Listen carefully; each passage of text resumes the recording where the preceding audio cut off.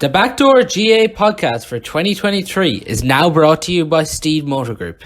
For your personalised vehicle shopping experience, visit steedemotorgroup.ie. We are now delighted to announce our second sponsor of the podcast. Harper Finlay are a professional service recruitment company operating nationwide and are dedicated to helping people find their dream job. Joined now by former Turloughmore senior hurling manager Joe Hession and David Connors of the Tuam Herald to look back on Galway's impressive victory over Clare at the weekend and briefly look ahead the round 5 of Galway's clash with Westmeath this weekend. David, coming to you first, it's kind of been very hard to breathe into Galway in the league, but going on that performance against Clare at the weekend, there was definitely aspects where supporters and the panel itself and management would have to be pleased with. Absolutely, Paul. Yeah, like with all the league, with the league is at the moment, I think all results can be kind of taken with a pinch of salt, and you wouldn't be overly reading into anything because a lot of teams are trying players and various teams are in different stages of training blocks, and you know there's a lot of things being trial systems and as such, so there's that element of it. But it kind of felt like all we needed a win last Sunday. Like, they'd suffered 2 home defeats, hadn't been overly impressive. A lot of question marks there, and I think it was even interesting after the game. Henry Shefflin made the point that if they'd been beaten by Clare, he was kind of, himself and the management team were maybe wondering where we're at or what we're doing good, kind of working, or are we going down the right path. So even someone of Henry Shefflin's quality, having a few doubts, and someone that's won it all, can just show what a few defeats in the league, it can change things. But yeah, it was a good result, Paul. Good performance overall. A lot of positive aspects, but again, it's the league, and you don't know where Clare are at either. Or, you just don't know where any of these teams are at currently, and it's really only championship before we get a real idea where everyone stands. Joe, even Daithi's comments after the game as well were interesting, where he said, like, we didn't want to lose ultimately 3 games in a row going into championship. Yeah, but I thought that, and Daithi says it straight. I think anyone that knows him knows that. I think the players probably they wanted a result. Performances will come, and David alluded to that with the league. You don't know what you're getting, but I do think, and David and Paul, you've seen them, and I suppose supporters that have followed them, you felt a little bit disappointed after the Cork Limerick game, probably, and Henry, you could see probably that in his body language as well, and the rest of the management, that they probably didn't get what they wanted from the games, which would have been work rate and attitude, and because definitely in the Cork game, for 20 minutes after half time, we just lost our way. Now, a couple of things there. You didn't have probably some leaders on the pitch and stuff like that, but the bit of fight didn't come to the last few minutes. Now, the positive of that is there was a fight, but against Limerick, I don't think we fired a shot.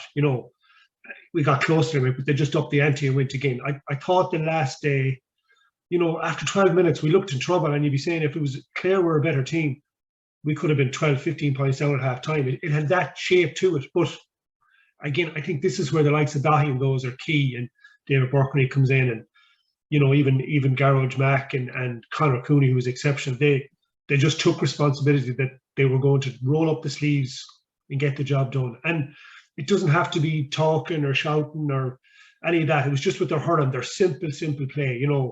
Daithi doesn't do a lot of talking as captain, I would imagine, known for club level, but he just got a ball over the bar, calmed things down a small bit, added that little bit of experience. And I think that's where Henry and the management team have been most satisfied, is that the game did look like it was going like the Cork and Limerick games, but the players grabbed it back. They took a situation where it could have been a defeat or it was heading that way, started poorly, but built on it. And that can only stand up to stage. You will see improvements. A couple of guys still chasing form. That'll come. The ground will dry up. The ball will get quicker. These guys will start to buzz again, and that the Clare game gives you that. It gives you that, it points them in the right direction from both players and management. And Daithi summed that up in his comments. They just needed the win, and they got it. I want to touch on Daithi at 6 because I think it's an important point to touch on. But before we do that, David, Joe mentions there Galway, I think it was after 12, 13 minutes, 8-1 down.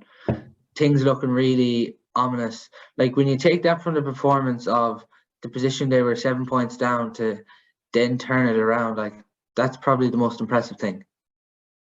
Yeah, and it was kind of, it was kind of the players and the management that probably deserve a bit of credit, because in the early stages inside, Clare forward David Reedy he was running amok really. He was out in front of Jack Grealish. He popped over 2 early points. He was heavily involved, and Clare were getting a lot of space, but slowly but surely Galway grew into it, and they switched TJ Brennan across on Reedy and essentially shut down his influence there afterwards, which was important.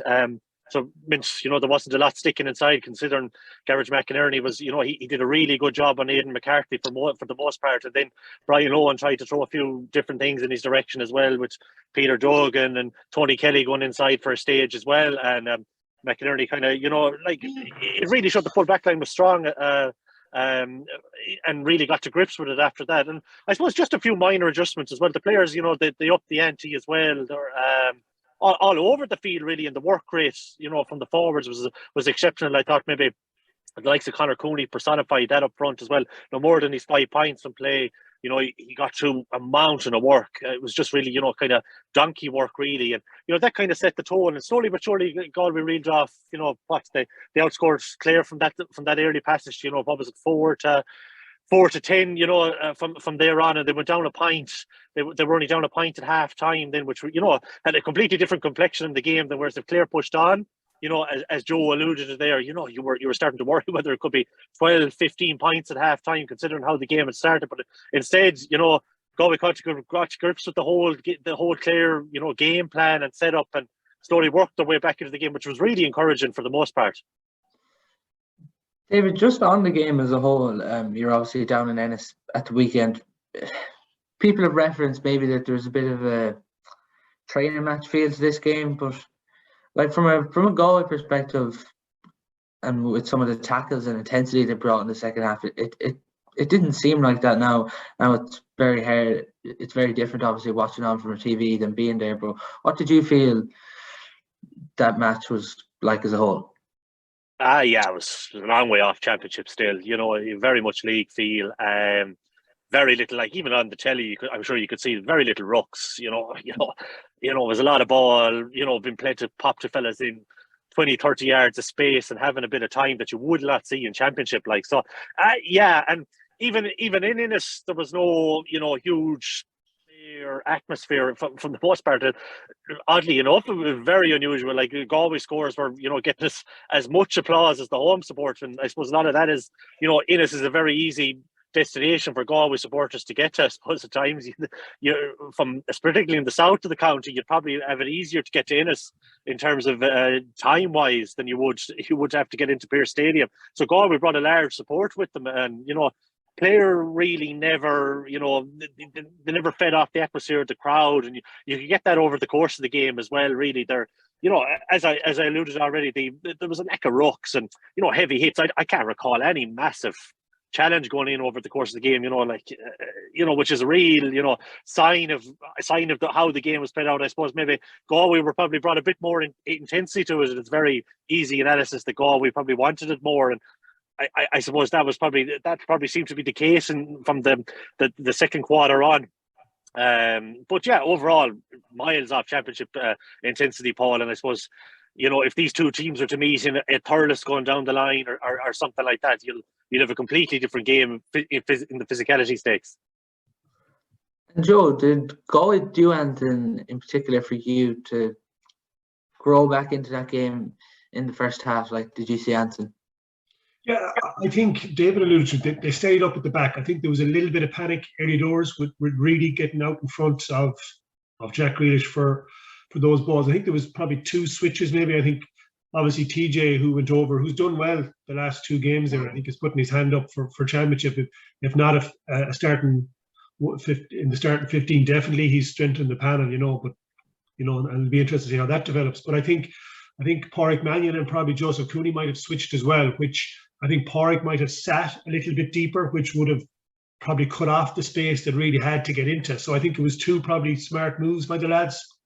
And it did help. And then they just settled down. They just I think I'll go back to Daihi's point. Conor Cooney was on the ball under a bit of pressure, popped it back to a spare man, ball over the bar. They just started doing the simple things.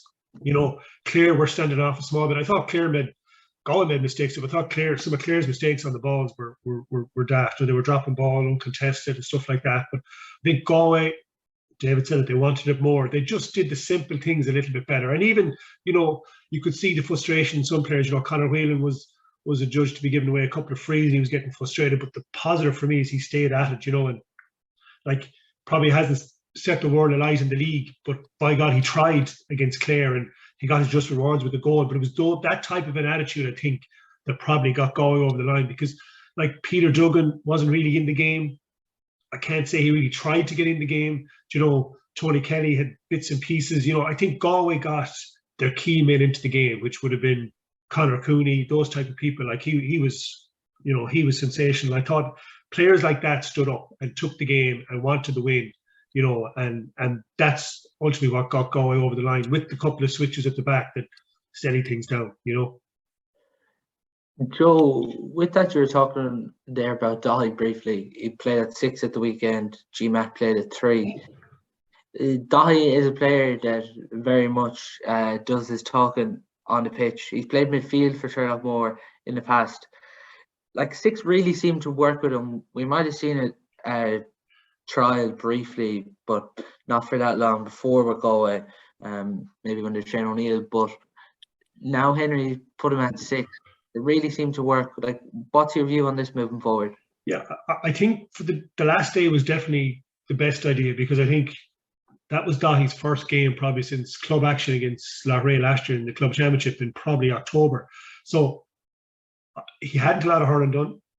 Full back isn't a place you want to go if you're a little bit off it or rusty or haven't had any games. So I think management-wise, it was a very smart move to obviously name him at 3 and play him at 6. Give him a game or two, definitely that game to get up to speed. But definitely it worked the last day. I thought, as well as Daithi doing well at 6, and he held the middle and did all that and got his couple of scores, I thought Garrod was excellent at 3. There was no breaking him, and he's a guy that can play anywhere, really, can't he? And whether it was designed because they wanted Daithi to get the game at 6, because they might have been nervous about him at 3, but it definitely worked. Now, a couple of things on that. Ennis is a tighter pitch. Whether the measurements are the same as any other pitch, it feels tighter. You will probably get away with Daithi and Garrod 3 and 6 in pitches like that. Crow Park, Thurles might be a different story, but if you were to ask Daithi where he'd like to go, it's definitely out the pitch. Mihal played him at 3, and the reason was, and this is pretty simple, if Galway didn't concede goals, Galway win matches, because Galway can score. So I think it made sense to put him back to 3. Back in 2016, 2017, you were going to cut down on what the opposition was scoring goals wise, and we could outscore any team in the championship. Now things have probably moved on. Daihi's a little bit older. Teams have probably looked at how can we break them down, go 1v1. No defender can defend 1v1 time in, time out. So I suppose it worked the last day. I think you'll see it again. I think if it stays like that, I think it'll benefit Galway. I think Garrod is excellent at 6, but I think Daithi brings a little bit more. David, you've watched him as well. Daithi does not waste a ball. If Daithi gets 5 balls in a game, he'll pick 5 passes, and you'll probably get 4 scores out of those 5 passes, because it's nearly always the right ball. So, not saying that Garrod doesn't do that, but Daithi just has that little bit of class far out there that can open up a defence, And yeah, I'd be hoping it'd be something they'd look at again. I'd imagine they'll try it against Westmeath. Wexford is the first round of the championship. It's a game you could go there to. It's brilliant to have it. You now have an option. You have an option for the 3 and 6, which is huge. I think for any team to have that, and 2 top players to do those, I think it can only be good for Galway. With Daithi as well, David, there's loads of hurling in him, and as Joe's talking there, he's played midfield for Turloughmore. Even in Carfin, the football, he's played midfield. Daithi is well able to go forward at stages, and you're even looking at 2 remarkable points he got at the weekend as well. Absolutely, and Daithi, I don't know, Joe, were you involved, but Daithi played centre forward for Turlough in the past as well. it might be a good while ago now. Well, as far as I remember, anyway, He would have spent there, yeah. Yeah, he has at stages like so. Like I think Daithi's hurling is actually underrated because he hasn't. Nationally, we've seen it at the club what he can do. Like I think was it a couple of years ago when you were definitely involved. He did a no-look pass. Was it for a Gary Burke goal where he burst forward, he caught the ball and didn't even need to look like his hurling is really underrated nationally in considering of what he brings. And you're right in what you're saying there, Joe, for sure that he definitely does bring a different dimension. Like than Garage at 6. Like Garage, in fairness to him, like he probably knows his limitations in a sense. Like, you don't see Garage strike the ball too often with the hurl at inter-county level. Fair enough, at More you will, and you will see him score points, but inter-county level it's more 20-30 yard hand pass off to a teammate, and he lets them produce the delivery. Whereas Daithi, it does cut down a pass if you're trying to get the ball in quickly. Like Daithi can deliver the ball from deep. He can, as you see in the last day, he can score. He's a supreme athlete. Like, when Daihi's at 100%, I don't think there's too many better athletes in the county. Yeah, and on that day, I think he's been injured, so he's actually after having a couple of months rest.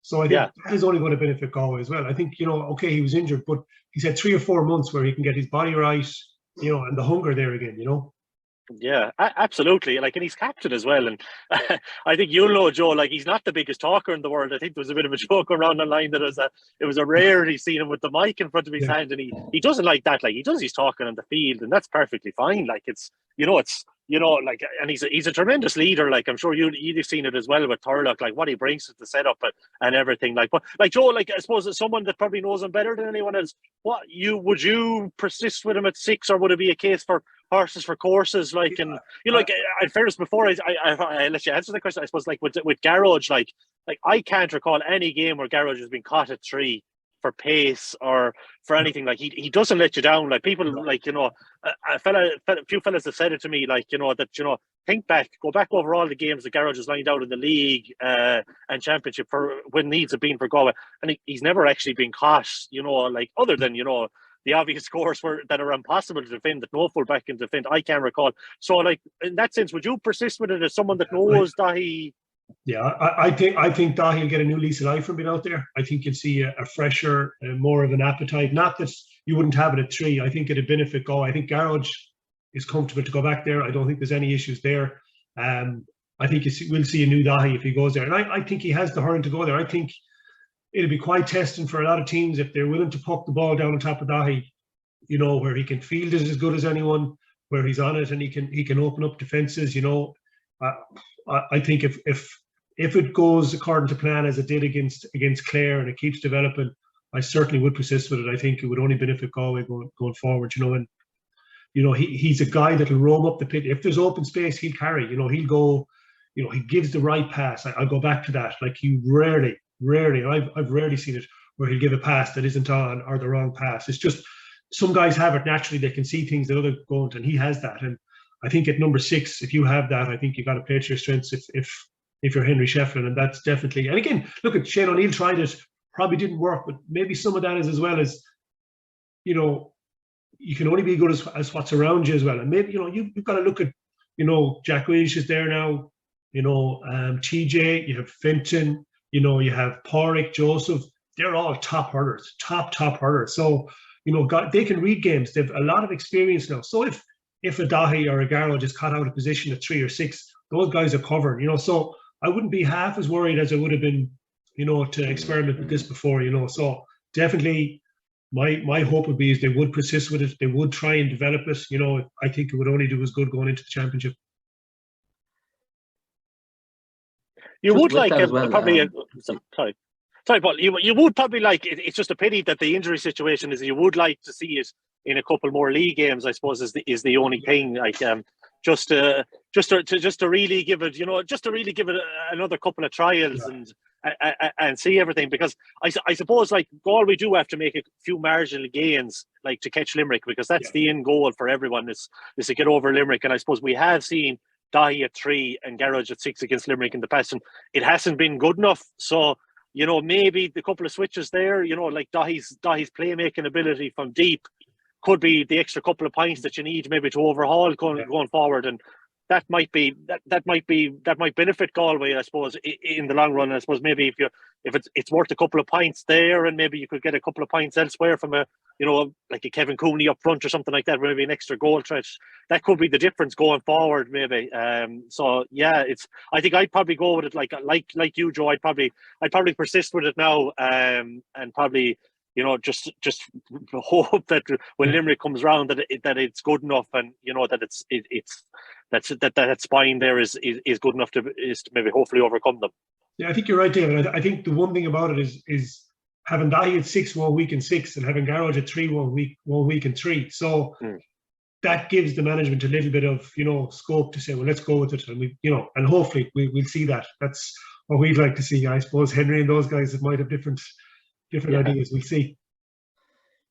You're even looking at the backs the last day that lined out, Jude. Jack Grealish, G-Mac, TJ Brennan, Porrick Mannion, Daithi, and Joseph Cooney. And you're looking at some of the backs that featured. Obviously, Finton still injured, David.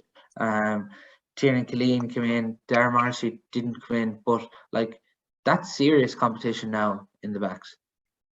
Absolutely. It's serious competition. Try and pick it, I suppose. From Darren Morrissey's, he'd maybe a difficult enough outing in his last game that he started, and maybe now he's already under pressure for a starting spot, which is good, which means he's probably going to be really trying to impress and train and going forward. And because there is I think for the stage here, I don't think defensively we really have any issues. I think we've a lot of options. You can, even if Fenton does come back, you have the option of pushing Joseph Cooney further forward if that's the case, and he's another ball winner there. If you wanted to do that. So yeah, when this is as Joe was he's been in various management teams over the years. He'll know that when you've you've 3 guys, they are really of high quality, pushing standards in training, looking to break into the starting 6 or starting 15. It's only going to be good for the team going forward, and it'll probably really drive training. I imagine it's going to be hot and heavy now over the next 5-6 weeks ahead of the Leinster opener against Wexford, and I think there'll be a lot of lads trying to stake a claim for a position there. But at the moment, yeah, it's it's fantastic. You'd have to say, TJ Brennan looks like he's got a starting jersey based on the form so far and what he did the last day on David Reedy, and Jack Grealish seems to be nailed on as well at the moment. So it's up to the other guys to kind of break into it. It's up to your Darren Morrisseys and these guys now to really show what they can do in training, and really put their hand up for a starting jersey. It's a great position to be in, though, management-wise as well, Joe. There's definitely hungry there now for Darren Morrissey and some of these players to try and get back into the team. 100%. As when you're involved in management, you can be talking the talk and you can be demanding, but at the end of the day, when you see you have such competition when you hit the pitch for training, that's what makes the improvements. That's where the improvements come from, because guys up their game, they up their prep, they up their everything just to get on the team, or to be definitely in the top. First off it's the 26, and then it's the 20, and then it's the 15. So that can only benefit. And we do seem to be strong at the back. It's probably picking the right mix, but the beauty of that is you can pick for certain teams now. You could pick for a Limerick, you could pick for a Tip, bits and pieces like that. I think it will stand us to stead going forward that we're we mightn't have won the games be Cork and Limerick, but maybe we've settled on our backs now, and we can move forward and maybe look up the pitch and see, can we get a few extra bodies in there that can cover lines, but definitely at the back we seem to have, probably with maybe 9-10 guys for 6 positions. So I think that's a positive, real positive. Conor Cooney as well, the last day, David. A lot of unseen work. 5 points he finished with in the end, man of the match. All the scores coming from play. Conor Cooney has been the best club hurler in Galway over the last few years. But to get Conor Cooney to top form for Galway this year, that's a huge positive, and that's where Galway can really be contenders, because some of the stuff he was producing the last day, if he wasn't scoring, he was pinging passes into the middle or creating a score. Yeah, as you touched on it there, I don't think there's been a better forward in Galway. Jordan Thomas is one in particular than Conor Cooney. every day he's probably, and the big days as well, he's been the difference. It's trying to bring that Thomas's form through to Galway on a regular basis is probably his biggest challenge. And obviously it's not easy either, because you're marking intercounty forwards every day you go out for Galway, and I suppose you're getting absolutely nothing soft. And like, his role has changed for Galway over the last years as well. Like, I think it kind of started under Shane O'Neill, where he was forced to maybe drop back and become a bit more of a worker there in the half forward line, as are all intercounty half forwards lines at this stage now. And I suppose it's probably taken him maybe a while to adjust to that as well, trying to get the balance right. And the last day as well, he looked like his scoring is remarkable. And I suppose one of the things as well that we kind of was pointed out after the game by Henry Shefflin was Evan Island started and he came in and he took over the frees, and Shefflin said he pointed towards being very pleased with that. Conor Cooney, he didn't drop the head, been taken off the freeze. He kind of dug in, and I suppose probably in one sense it does alleviate a lot of the pressure off him as well. Because it's very difficult to be a hard working wing forward, and then you kind of have to calm the body down as well. To kind of get the head right before slacking over the freeze, because they're high pressure, and they're it's very difficult. Everyone expects you to score from essentially your own nearly your 40, your own 65 anyway, up these days, and it's a real challenge in that sense. But yeah, if Conor Cooney can deliver his Thomas's form, and even his 2017 form for Galway, it's a huge addition, because we do need forwards like of that caliber producing, because there's been a lot of pressure on the likes of Conor Whelan over the last couple of years to deliver, and if Conor Whelan is shut down by a Sean Finn or someone like that, it does put us under a bit of extra pressure, and especially now with Cathal Mannion possibly being a doubt, with this hamstring injury. We don't know how long it's going to take. He won't have any game played ahead of championship.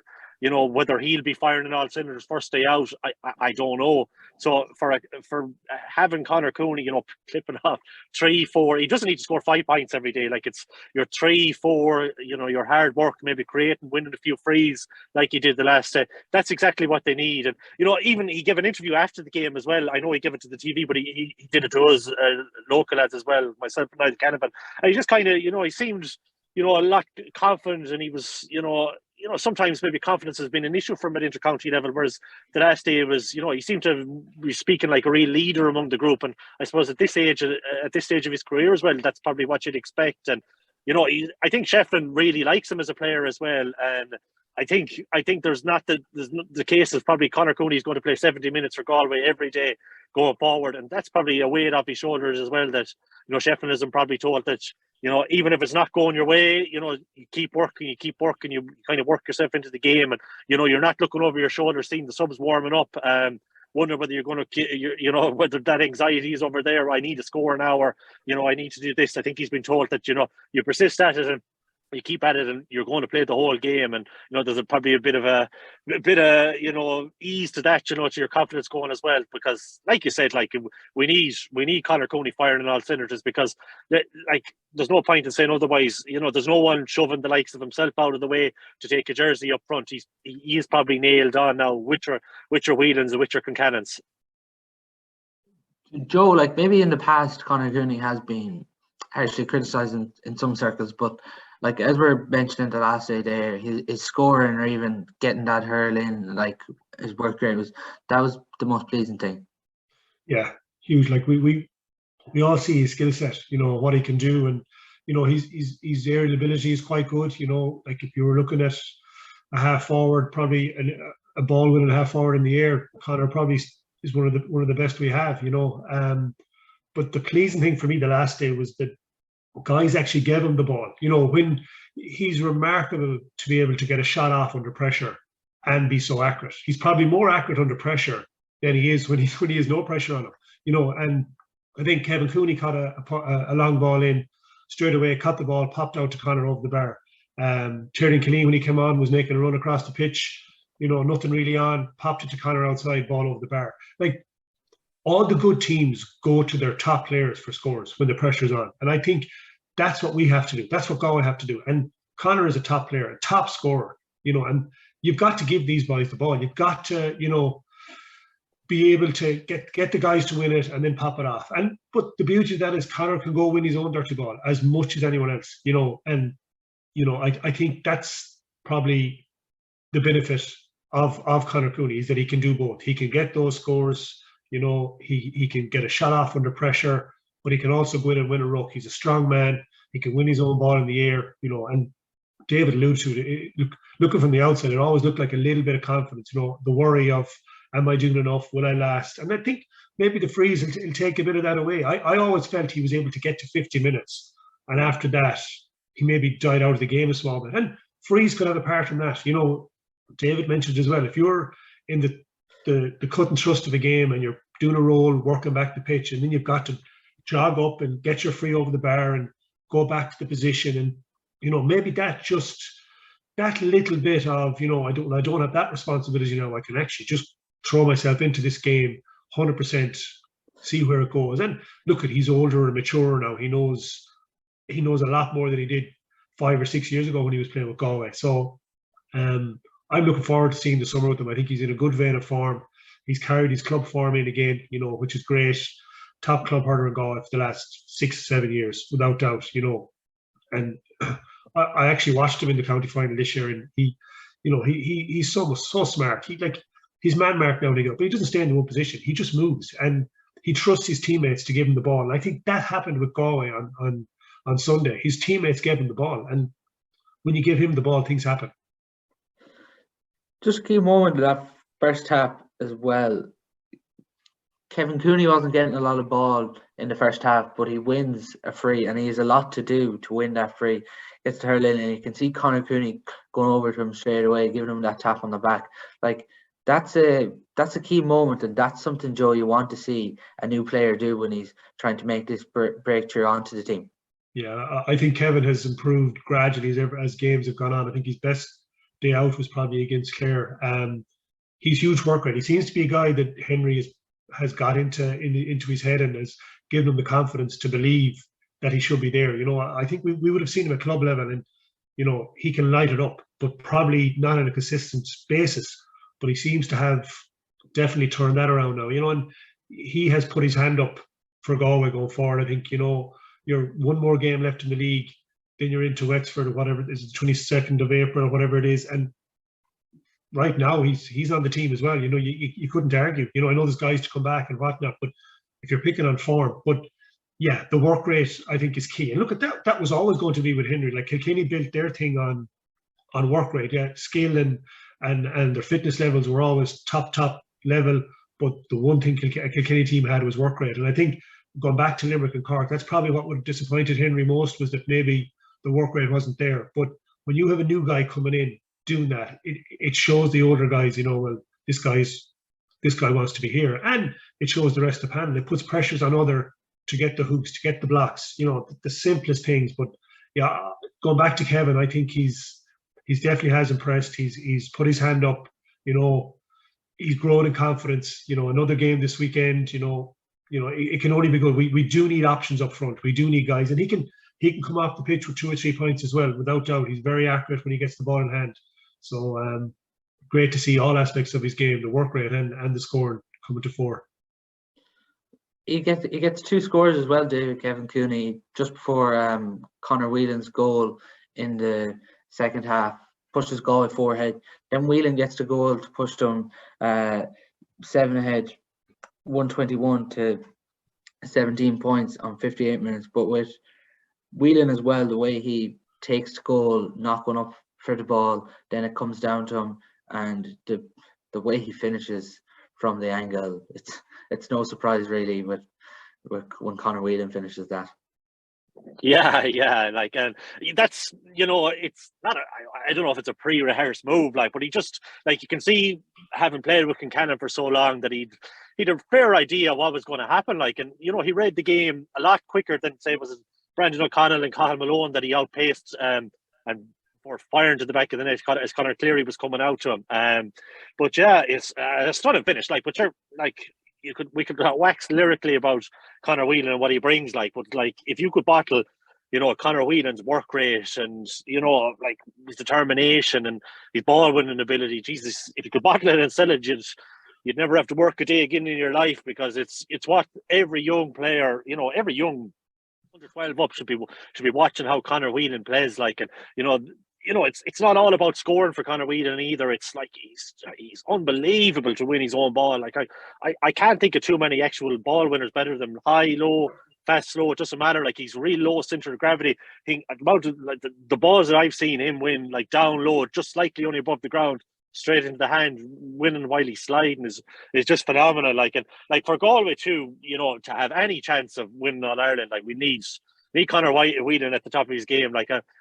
Someone said to me, like maybe a year or two ago, like since Joe's come on the scene, since in recent history, they can't recall, like it's only probably Joe that has surpassed Conor Whelan as a top tier Galway forward, and it's probably a fair statement to make at the present. Like he's wonderful, and I suppose just going back to Kevin Cooney as well, what Joe mentioned there, like yeah, absolutely, like his confidence seems to have has grown, like, and like above anyone. Like, imagine like Henry Shefflin, having faith in you to, like someone of Henry Shefflin's quality having faith and trust you in, like you'd feel 10 feet tall going out on the field. Someone of his quality rating you and trusting you. And I suppose a big moment, you referenced the 2 points there as well, but like at the start of the second half, a high ball came in and he caught it over Conor Cleary and fed it back to Conor Cooney, like for a point. Like Conor Cleary is one of the most uncompromising, take no prisoners fullbacks in the game. Like, so like to being able to catch a ball over him shows like real quality there, and shows something maybe that we mightn't have seen from Kevin Cooney so far. On Kevin Cooney as well, I suppose he brings a goal threat. Galway are probably lacking maybe a small bit of a goal threat in recent years, and like Kevin Cooney during club championship, he always finished. Is that an issue, David? The lack of goal threat there you talk about? Probably to beat Limerick, I would say you'll probably need a couple of goals at least. Yeah, so I would probably see it as sporadically we've sometimes like even think back to the Clare game, as good and all as we were, we created one goal chance in the whole game, and it started from a move where Whelan won the ball and he's on the opposition side 65 and sort of through, like we didn't create anything else, but in saying that, Clare didn't either. So I suppose it's indicative of the modern game at the moment, where maybe goal teams aren't really going hunting for goals as much, maybe aside from Tipperary at the moment. But yeah, Kevin Cooney brings you goals, though, Paul. He does, like club championship. What did he score? He definitely scored 5 or something last year. He scored probably a similar amount the year before. He knows how to find the back of the net, and he knows how to get himself into the position. Maybe a couple of ones he could finish it maybe slightly better in the club scene as well. But that can all be worked upon. Like I think was he 25 now, I think, at the moment. So it just goes to show that the strength and conditioning that needs to go into these young players as well to make the breakthrough. It's only kind of now he's really breaking into the team. He's been on the fringes of the squad and the 26s over the last while, and it's probably now he feels like his time is there. And he and Joe did say it there a couple of minutes ago, he is probably now nailed on for a starting corner forward spot after his performance the last day, because I can't see anything that's coming down the tracks against Westmeath at the weekend that's really going to change it. Like, even if some fella scored 7-8 points in play, it'll be, I don't, unless it's something like that, maybe I think we're pretty much getting very close to the team that will start in the championship, what we saw Clare at the weekend. Just on that, David, I suppose the one area where this chopped and changed a bit is midfield. Where do you see that? Where do you see our midfielders? Yeah, it's very interesting. 4 midfielders, if you narrow it down to 4 even, Yeah. What's your thoughts?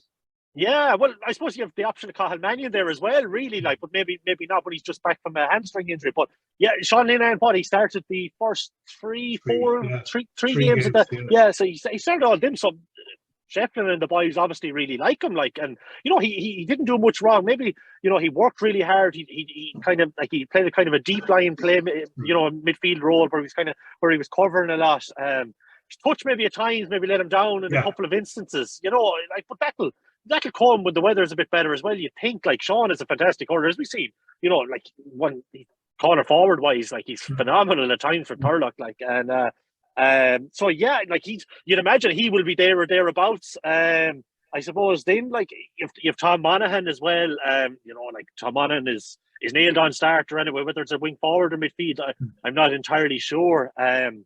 They kind of interchanged with Keenan Fahy the last day as well, depending on the situation. And Ronan Glennon was back the last day as well. Like, I thought Ronan Glennon was excellent. I thought, like, other than himself from Daithi, we came in, that was the first game of the year. I thought the both of them, like, it wasn't for lack of performance that either of the two boys were substituted. Like, it was more mind in them. Yeah. So, like, Ronan Glennon is a phenomenal athlete. I think he kind of gives you everything.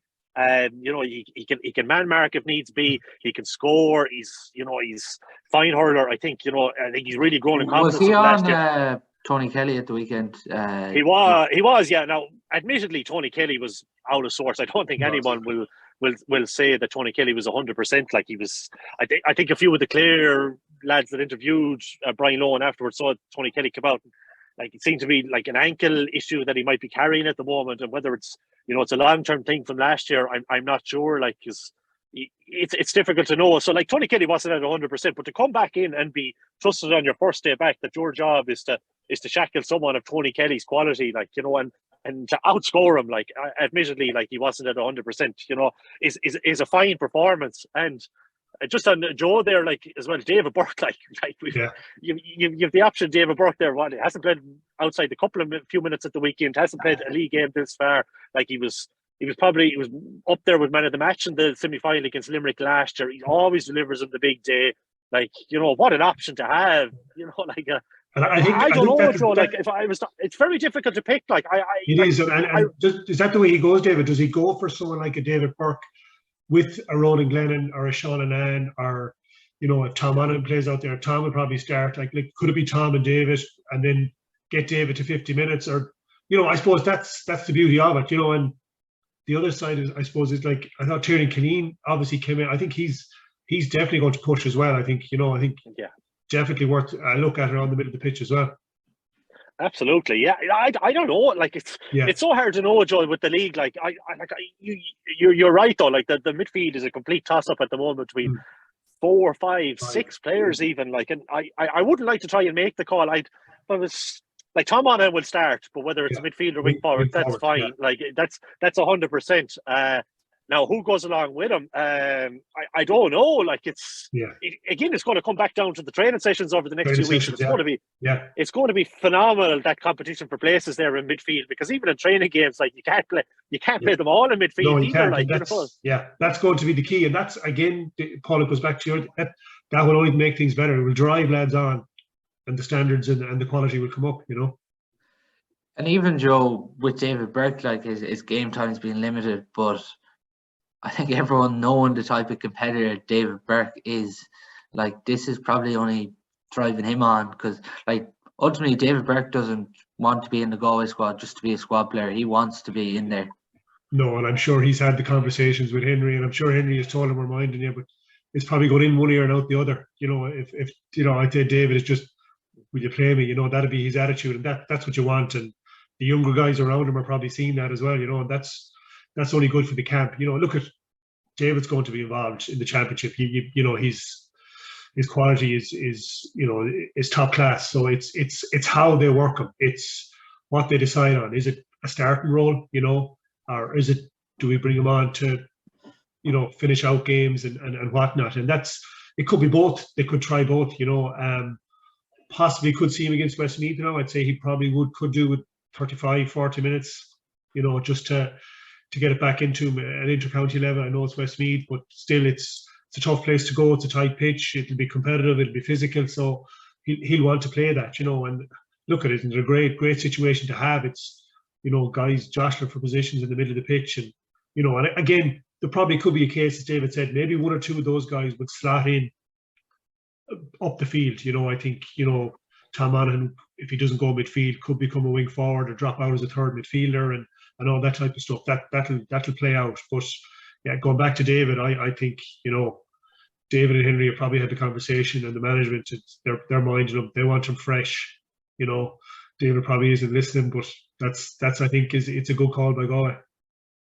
Isn't it exactly what you need though, Joe? Like, in the the modern Leinster Championship structure, the round robin phase, like, the games are coming thick and fast. You have a lot of games. Like, you will need to rotate, like, particularly in midfield, like, and even in the bigger games, like, say at the latter stages, if Galway do make an All-Ireland semi-final or final, and there's a Limerick there, or there's a Waterford there, or a Cork there, or Clare, or whoever it is. Like you probably in the modern game, like at midfield, you'll do well to last 70 minutes against a Will O'Donoghue and Darrow Donovan, and like given the physicality of what they bring, like so, like as you said there, like if you had a David Burke for 50 minutes, and particularly may say against someone Limerick and his leadership qualities and things like that, and then you bring on someone like as fit and as athletic as Sean Lennon or a Ronan Glennon or someone like that, like it's a huge boost there to have to have those options to bring in.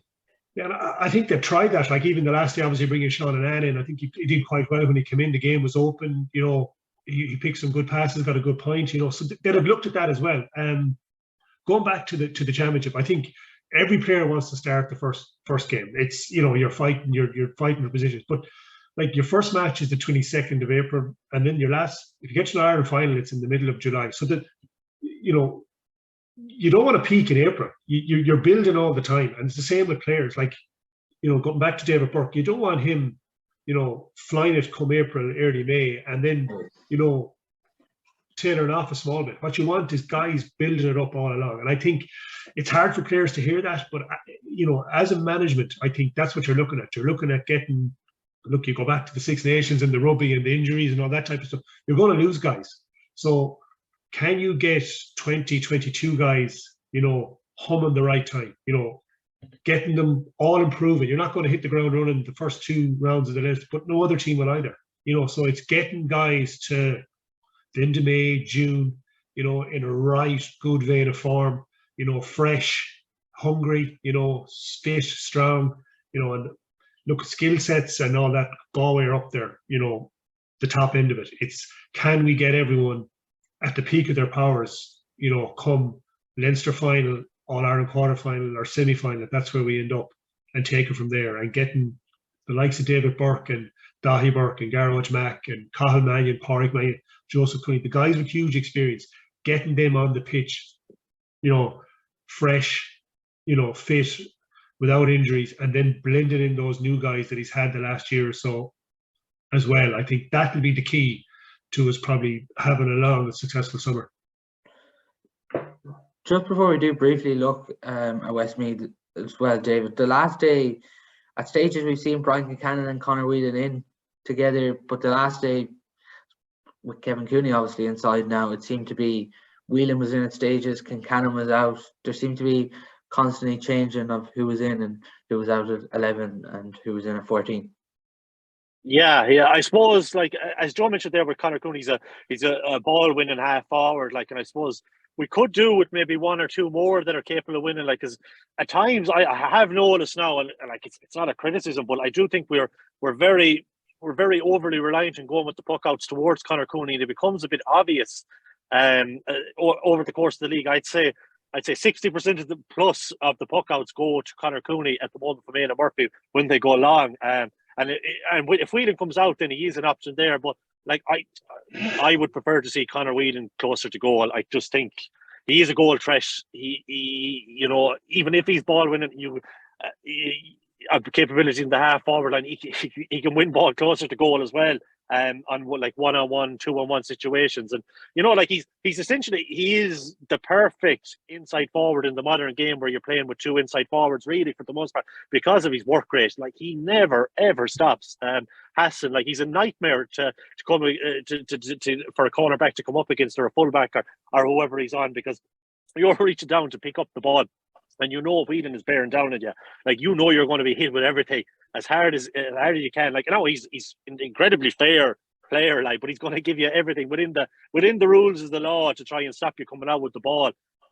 So yeah, I just think if it was me, I would be probably putting Conor Whelan inside. But you mentioned Brian Concannon there. I suppose Concannon's form has been patchy thus far in the league, but like on the big day, Concannon normally kind of delivers. Like it was a couple of years ago, no player in the entire All-Ireland Championship more score involvements between scoring himself, winning frees, or assisting. Like he was probably like very unlucky not to get an All-Star that year if you were looking at statistics wise. Like he Concannon on the big day, he's brilliant. Like he's a scorer. He's got great pace. A bit of narkiness about him too, which is a good thing. Like he can really rile up a few defenders. Like, and he's a annoying kind of corner forward, and I mean that in the most the most complimentary way from a Galway point of view. Like he's type of forward you don't want to see as a back coming in on top of you.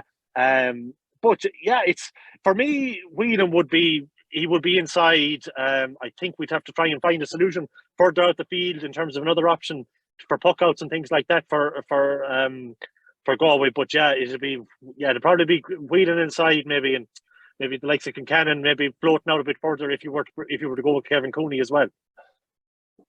That does be key, David, isn't it? The puck outs. When you look at a team that can dominate their own puck outs, then the control of the game is yours. It's where we struggle a small bit is when we have to defend the puck outs consistently, as in 5 or 6 in a row where you're competing trying to win the ball back. It's on our own puck outs is where you have to be strong. And I think if you can keep winning your own puck outs, that is key to having a foothold in the game, because if you're reliant on 50-50s all the time, and you alluded to that with Conor Cooney, I think there has to be a little bit more, of an option, and I think that's probably why they have put Conor Whelan out there, because he can get onto ball. But I'm like you, I think, he's inside the threat. Is it like, even if you say Limerick, you're forcing Limerick to sit back a small bit. They're not going to push up the field if Conor Cooney is on a 2v2 inside, Conor Whelan is a 2v2, you're, as a defender, you're conscious that he's in behind you. So, you're forcing hands as well when you play guys in certain positions, but the puck outs are key. I think a proper puck out strategy, where we can win our own puck out, is going to be massive for us for the rest of the year. And Joe, just on that, maybe we go, like, when Limerick rolls round, and maybe we do go with 3 inside, because, like, a big issue has been letting Barry Nash have free reign back there. Like, you essentially have a forward playing corner back who doesn't mark anyone, who's able to distribute as well as he was, and he's essentially the candidate for Hurler of the Year last year without really having to mark anyone. So, like, when it rolls round, maybe, like, why not? I'd say maybe this year let the shackles off, and at least for a phase, free up on them and try. And I know that there is the danger, obviously, that the Hegartys and the Morrisseys of this world and Keane Lynch's will hurt you, but I suppose we just probably have to have a bit of faith in the man marking capabilities of what would be a very strong half back line. Like, if you were going with Daithi, like, just get him to follow Lynch, maybe, you know what I mean? Maybe with a Daithi Burke slotting in to mind the house there, or Sean Linehan or whoever, and maybe just go on, someone like a Fenton for Hegarty, he's done that in the past, and Pádraig Mannion and Tom Morrissey, like, and just having kind of faith in that situation would be something that would you think something like that would be worth the try?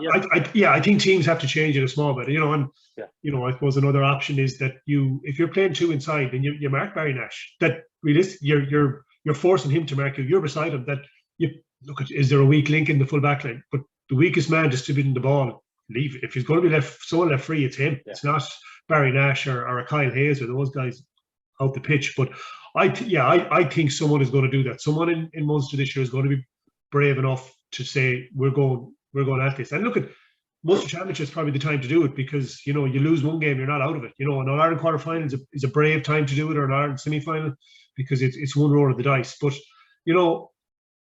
it's definitely has to be looked at, David. I think you're right. I think these guys are too good on the ball. They've too much confidence from doing it match to match. They're full of confidence. It works 95% of the time. But you go back to Limerick don't score goals either, and Limerick leave you in the game because of that. Like, Limerick will only go 5-6 points clear, not even that at times. So Galway are the best team physically to match them, I think, in the middle third or even further afield. I think if we can get our tactics right, and that's a tough ask for any management to sit down and do it, but and that's further down the line. But you will see Galway probably showing a little bit of shape on what they're doing. Definitely Wexford in those games. We'll see more of what we're about, and you look forward to that as well. But it'll be a lot of teams will be doing stuff, and they'll be thinking of the challenges maybe in quarterfinals and semi-finals. That's what they'll be thinking of as well. But definitely I think to take on Limerick, you go man for man and you cut out what they're good at, and trust the guys at the back. That's key.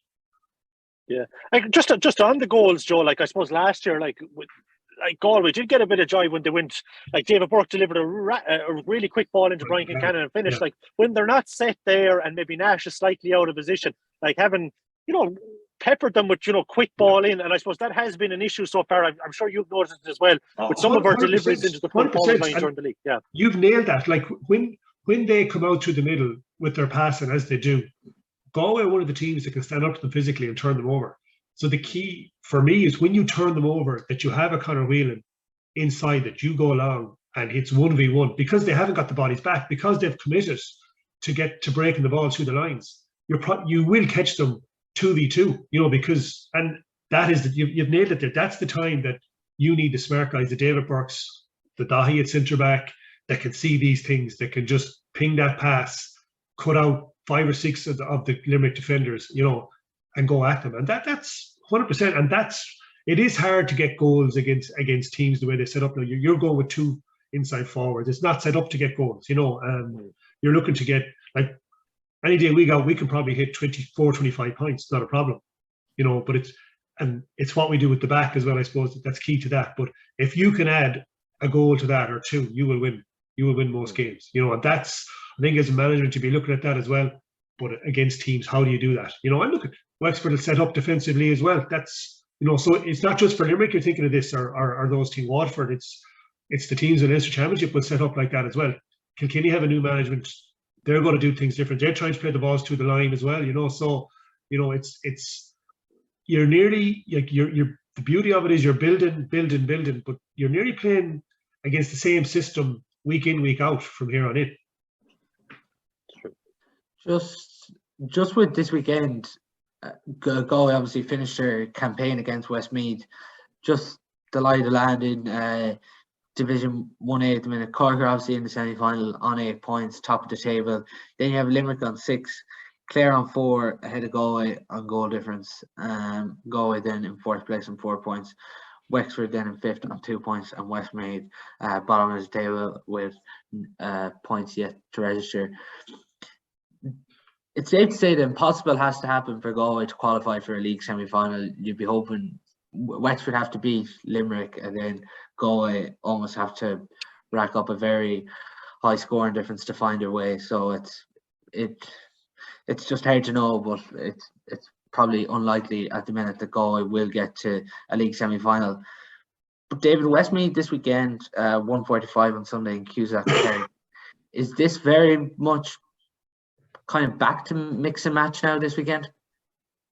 Yeah, but you also want to get guys, guys that need minutes as well, I suppose. Like, I would probably expect like someone, Daithi Burke, Ronan Glennon, David Burke, to probably play significant minutes, and then you'll have, someone like maybe a Liam Collins maybe starting at the weekend, and Declan McLaughlin, and players like that, Tiernan Killeen that Joe mentioned as well. I think there's a good chance he'd probably start at the weekend as well, and maybe like a Darren Morrissey, who who's probably going to be trying his best to produce a performance. But yeah, I suppose I just think that the Clare game was the one that'll be a closer closer to a starting championship team. I think we'll have a bit of mix and match this weekend, and they'll probably put in maybe 5 weeks, 4 weeks, maybe significant training with maybe a taper week in the lead up to championship. So yeah, I'd expect to see probably a lot of changes. Like, I think Westmeath are down a lot of bodies as well, and even if they are, I think the score difference Galway have to win by like if Clare win by more than a point, like Galway have to win like 35 points or something ridiculous. Like it's impossible. Like it's regardless of what, like it's best not to even think about it. Like, it's probably approach the game, just try out maybe a few things, get minutes into the players that need them, and go from there. It's probably the last weekend was the one that they needed to win. I suppose that they should win this weekend, irrespective of the lineup that they put out. But yeah, it's you probably won't get much out of it, really, to be honest with you. I'd say it's maybe a couple of small nuggets here and there, but I wouldn't be trying to glean too much information from it. Yeah, just with that, Clare on a score difference of 37, Galway on a score difference of 3. So that kind of says it all.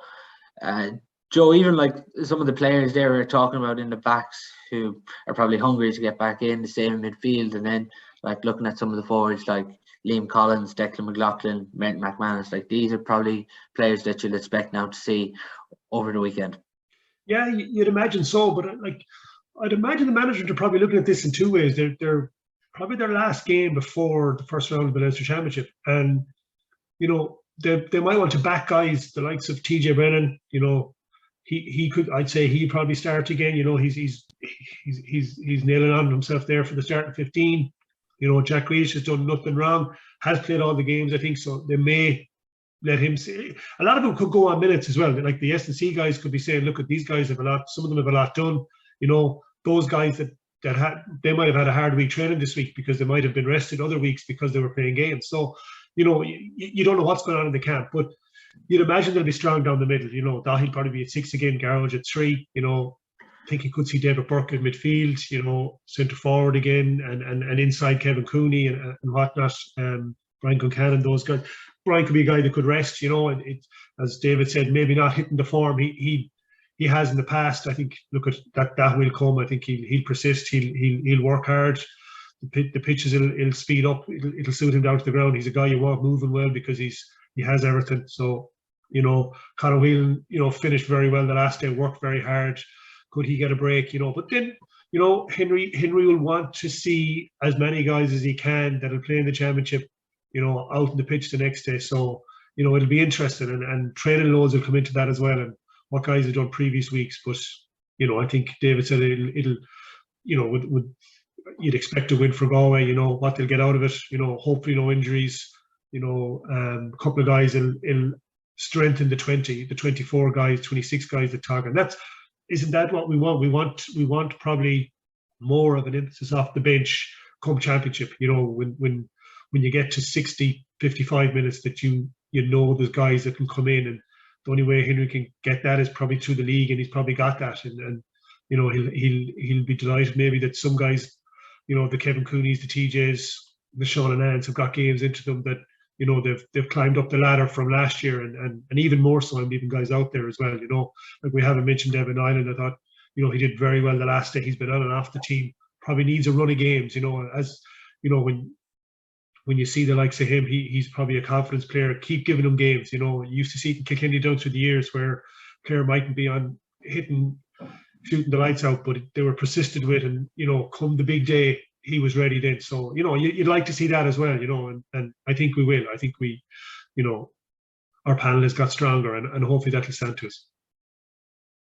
And just with Westmeath, Killian Doyle has been out injured at the moment. He's a free taker, and Niall Mitchell. So that's probably two of their best forwards who've been out injured at the moment. So like it's fair then to look at maybe why they have struggled in this league, but they're ultimately preparing for this relegation playoff now with Laois to see who go down to 2A and who'll secure their status Division 1. But that's at 1:45 on Sunday, going Westmeath. So before we finish, lads, the Croke Cup finals obviously on this weekend.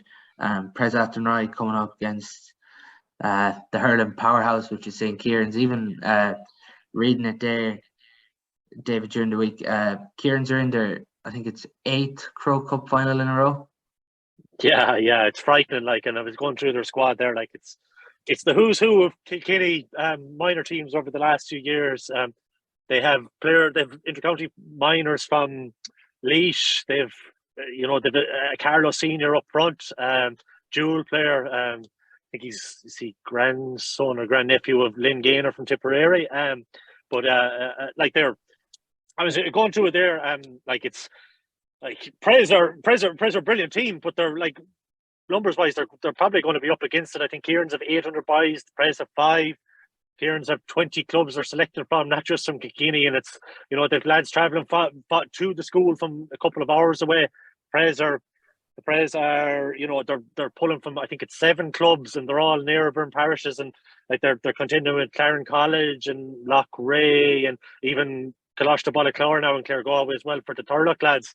So it's You know, like it's going to be an uphill battle. There's no point saying otherwise. Like, but this is a very like dogged Prez team. Like I've seen them a couple of times this year. Like, and you know, they're not blowing anyone away on the scoreboard, but like they hang in games. They know if it comes down to the last 10 minutes, they're capable of winning it. Like they've some excellent players. Like, you know, like Turloughmore is a fantastic player. Like, I think he scored 4 points from midfield the last day. First game I saw him, he was full back. Like he's a phenomenally well-rounded hurler. Like for a young player, I think he played senior last year. Was his first year playing senior for Cromwell. He was their go-to man marker. He picked up like people like Loughrea's Jamie Ryan and people like that over the course of the club championship. Like, so it just shows that the qualities he have. And you know, interviewed him during the week. He's a lovely fella and very intelligent guy as well. And you know, like he wants to become the first captain from Prez Athenry to bring back the Croke Cup. Like, you know, and then like, you know, you have other players like I'm sure Joe would be more familiar than with me, but like someone like Dara Walsh, like he was man of the match in the under-20 final last year for Turlough. You know, stopping penalties, scoring penalties. You know, he's a phenomenal leader, great leader on the field. Very good at offering out, you know, instructions to defence and midfield and things like that. You know, like he looks like, you know, potential for a future inter-county senior there. And then players like Matthew Tarpey, like another Turlough player, and you know, you Sean Murphy, Dara Coonahan, you know, Oran Burke from Porrick Pierces, and then up front you've Aaron Island, who's incredibly, like, he's only in transition year, like, and you know, he's already, you know, like Aaron Island is already becoming a household name, and you'd be slow to, you know, like for someone so young and like, you know, to put the weight of the world on his shoulders, like, but like he was quiet the last day against Thurles, I think, you know, and it's to be expected given he's so young as well. But you know, if Aaron Island can cut loose in Croke Park, and you know, who knows, you know, you'd be hoping, like, it's been too long. It's been 1995 since the Croke Cup has come back to Galway, and like, you know, we've only ever had one winner, Rayfields, in that year, like, so it's been far too long. And I suppose the reason for that is we're probably a bit more diluted in terms of talent. Like we've players from Gort, 2 schools in Loughrea, 2 schools in Athenry, you know, there's even the city clubs as well, or city schools as well, and even Ballinasloe with the likes of Liam Collins over the last few years. So it's quite difficult when you're facing against the likes of Cairns and Flans and stuff like that. But you know, why not? Like, they're, you know, I think the Prez are due a bit of luck. They were lucky a couple of finals in 18 and 19, and you know, semi-finals have gone against them because they've had some, you know, some of the names we're listing out there, like they've had come through their ranks over the last years and haven't been able to make the breakthrough. So please God, there's a bit of luck, and you know, the lads grow in Croke Park, and you know, do themselves justice on the day. And you know, if it comes down to the last 10 minutes, who knows? You know, you've got quality there, and please God, you know, you'd be hoping that they do it now from the Galway standpoint. Something extra special as well, Joe, and these players are ultimately getting to play in Croke Park on Paddy's Day. Oh, that's a huge filler for them, isn't it? You know, it's at the start of the year when you set out your stall to start training in the school, and look, they'd have put in a lot of work, you know, training in the morning, you know, training after school, you know, keeping your studies going, you know, Carl Moore, obviously the principal there and the manager and that. So like, there's a lot of work got in there, and it's just reward to get the run in Croke Park. But these guys won't be happy with just running out in Croke Park, you know. But you know, like David said, I give them a chance, you know. Aaron Island up front, he's made for Croke Park. I know he's a young guy. I would have seen him last year up close with the under 16s and the Sean Murphys and those guys. Those guys can really, really put in performances when needs be. And the bigger the stage, you know, I believe the better they are. It's a great opportunity for them, for their development, you know. And that's the beauty of these schools competitions. You know, they're getting a game in Croke Park, an All-Ireland final, you know, and that's huge for their development as for minors this year and on to under 20 and hopefully senior. But yeah, look, they're up against it 100%. Like, you guys on Kieran's team that are county minors that aren't making the team, so they're county minors as subs that can come in. But you know, if the Prez can get a performance from the start and a workman-like performance and be in the game with 10 or 15 minutes to go, you know, I give them a chance, you know. And look, as David said, it'd be fantastic. It'd be great for all the clubs involved in the panel, you know. It'd be huge. It'd just be a great achievement, and we wish them the best of luck, you know. Yeah, wish Prez best of luck this weekend against Kieran's. That game on Paddy's Day live on TG Clare as well. Fantastic occasion awaits for everyone involved with the Prez Athenry. that is all on our show for today. Thanks to everyone for listening, and thanks to the lads for coming on. This podcast is sponsored by Steede Motor Group, Claregalway, supplying a wide variety of new and used vehicles. steedemotorgroup.ie, taking the work out of car shopping. We are now delighted to announce our second sponsor of the podcast. Harper Finlay are a professional service recruitment company operating nationwide and are dedicated to helping people find their dream job.